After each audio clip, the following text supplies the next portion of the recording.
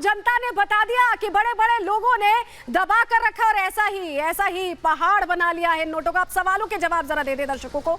2000 का note legal tender रहेगा नहीं, ये बहुत से लोगों के मन में कौतूहल होगा, सवाल कौन रहा होगा, क्योंकि 500 और 1000 के नोट जब बंद हुए थे तब भी वो लंबी लाइनें याद है सभी को। ऐसे में 2000 का नोट बंद हो रहा, लीगल टेंडर रहेगा? बिल्कुल रहेगा, बिल्कुल घबराइए मत, क्योंकि बहुत समय मिलने वाला है आपको ये एक्सचेंज करने के लिए।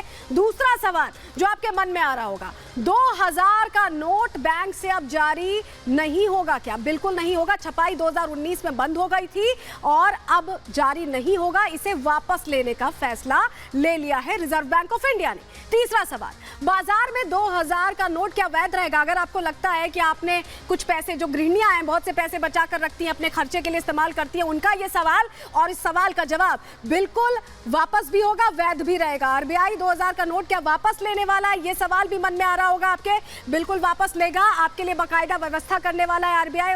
अलग अलग काउंटर्स बनेंगे इसके लिए और आप आसानी से 30 तारीख तक, 30 सितंबर तक वापस कर सकते हैं। अब 2000 के नए नोट छपेंगे क्या?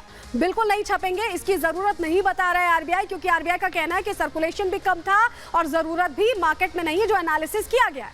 और जो सवाल आपके मन में होगा, 30 सितंबर तक क्या वैध रहेंगे 2000 के नोट? जी हाँ, आपको पूरा समय मिलने वाला है, करीब 1.5 महीने हैं अभी लगभग, तो आपको इतना समय मिलने वाला है और ये नोट आपके लिए तब तक एक्सचेंजेबल रहने वाले। और हमारे साथ आकाश जिंदल साहब जुड़ रहे हैं, उनका रुख कर लेते हैं। आकाश जी, बहुत सारे सवाल अंदर की खबर के जो दर्शक जुड़े हैं उनके मन में कौंध रहे हैं कि ये फैसला क्यों लिया गया। क्या 2000 का नोट सर्कुलेशन में नहीं था या ब्लैक मनी के तौर पर इस्तेमाल किया जा रहा था? 2019 से बंद क्यों किया गया इसे? इन सवालों का जवाब जरा आसान भाषा में दर्शकों को दे दीजिए। बहुत बढ़िया। सबसे पहले दर्शकों को समझा दूं, पैनिक करने की, घबराहट करने की कोई भी आवश्यकता नहीं है। इसे किसी भी तरीके से डीमोनेटाइजेशन या नोटबंदी से कंपेयर ना करें। ये ना ही डीमोनेटाइजेशन है, ना ही नोटबंदी है।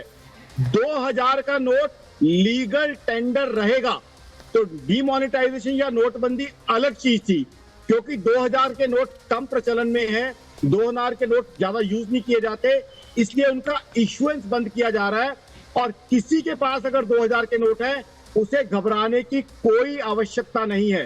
वो बैंक में जाके इन नोटों को जमा कर सकता है। तो इसलिए पहले तो किसी भी तरह का पैनिक ना करें, किसी भी तरह की कोई घबराहट ना करें, आराम से देखें।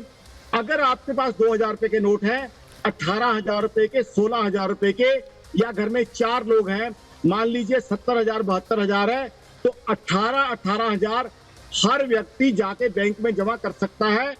30 सितंबर तक का टाइम है, एक सफिशिएंट टाइम दिया गया है और आपके नोट की वैधता किसी तरीके से भी खत्म नहीं हुई है। सरकार या आरबीआई आपके नोट की पूरी इज्जत कर रहा है, आपके पैसे की पूरी इज्जत कर रहा है, तो इसलिए वो डीमोनेटाइजेशन एक डिफरेंट प्रोसेस था। बिल्कुल, ये भ्रम सबसे पहले आकाश जिंदल जी आपने दूर कर दिया कि डीमोनेटाइजेशन से, नोटबंदी से इसे कंपेयर ना करें। ये फैसला बहुत बड़ा है। आप हमारे साथ जुड़े रहिएगा। कुछ और सवाल है दर्शकों के जो आपके जरिए मैं उन्हें बताने समझाने की कोशिश करूंगी, लेकिन